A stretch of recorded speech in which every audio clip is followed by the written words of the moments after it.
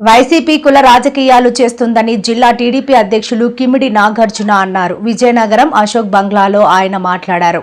వైసీపీకి రాజకీయాలు ముఖ్యం తప్ప రాష్ట్రంలో శాంతి భద్రతలు అవసరం లేదని నాగార్జున ఆరోపించారు. కుల రాజకీయాలు చేశారు కాబట్టే ప్రజలు 11 సీట్లతో సరిపెట్టి ప్రతిపక్ష హోదా లేకుండా చేశారని వ్యాఖ్యానించారు. మతాల మధ్య చిచ్చు పెడతారు. వారు ఆ రకంగా ప్రవర్తిస్తారు కాబట్టే ప్రజలు వాళ్ళకి 11 సీట్లు ఇచ్చి ప్రతిపక్ష హోదా కూడా లేకుండా కూర్చోబెట్టడం అనేది జరిగింది. ఈ రోజున రాష్ట్రంలో వైకాపా నాయకులు తీరు చూస్తూ ఉంటే ప్రశాంతంగా ఉండే మా కాపు కులంలో కూడా చిచ్చు పెట్టాలన్నట్టుగా వాళ్ళు అడుగులు వేస్తూ ఉన్నారు.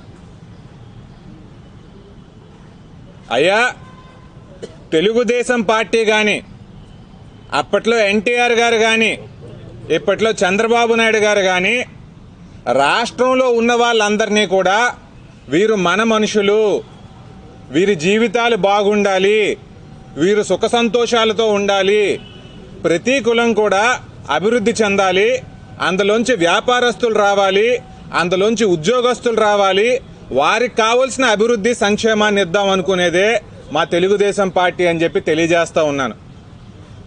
ఈ రోజున రాష్ట్రంలో కొన్ని ఐసోలేటెడ్ ఇన్సిడెంట్స్ జరిగితే వాటికి కాపు కులానికి అన్యాయం జరిగినట్టుగా, కాపులు కాబట్టే వారికి ఏదో టార్గెట్ చేసినట్టుగా, వారందరినీ కాపాడడానికి మేమున్నాము అన్నట్టుగా నాటకాలు డ్రామాలు ఆడుతూ ఈ రోజున వైకాపా శ్రీకారం చుట్టింది. ప్రజలు దీన్ని అంతటినీ కూడా గమనిస్తూ ఉన్నారు. ఎవరి హయాంలో శాంతి భద్రతలు ఉన్నాయి, ఎవరి హయాంలో అన్ని వర్గాల ప్రజల్ని కూడా సమానంగా చూసుకుంటున్నారు అన్న సంగతి ప్రజలందరికీ కూడా తెలుసు అని చెప్పి గుర్తు చేస్తూ ఉన్నాను. ఏ రోజున కూడా రాజకీయాలు చేయడం కోసం కులాల మధ్య, ప్రాంతాల మధ్య, మతాల మధ్య తెలుగుదేశం పార్టీ చిచ్చు పెట్టలేదు. ఒకవేళ అటువంటి గొడవలు ఎక్కడైనా జరిగితే సమతుల్యం పాటిస్తూ శాంతి భద్రతలు పరిరక్షించిన పార్టీ తెలుగుదేశం పార్టీ అని చెప్పి గుర్తు చేస్తా ఉన్నా. ఈ రోజున వైకాపా పార్టీకి చెందిన కాపు నాయకులందరూ కూడా అక్కడెక్కడో మరి పార్టీ మీటింగ్ పెట్టుకున్నారు. మంచిదే, పార్టీ మీటింగు, కులానికి సంబంధించిన మీటింగు ఎవరైనా చేసుకోవచ్చు. కానీ ఆ మీటింగ్ పెట్టుకుని కులంలో చిచ్చు రేపాలని చూస్తే మాత్రం ప్రజలంత అమాయకులు కాదు, కులానికి చెందిన వారంత అమాయకులు కాదు, మా పార్టీకి చెందిన వాళ్ళం కూడా ఊరుకునే పరిస్థితి ఉండదు అని చెప్పి తెలియజేస్తూ ఉన్నాను.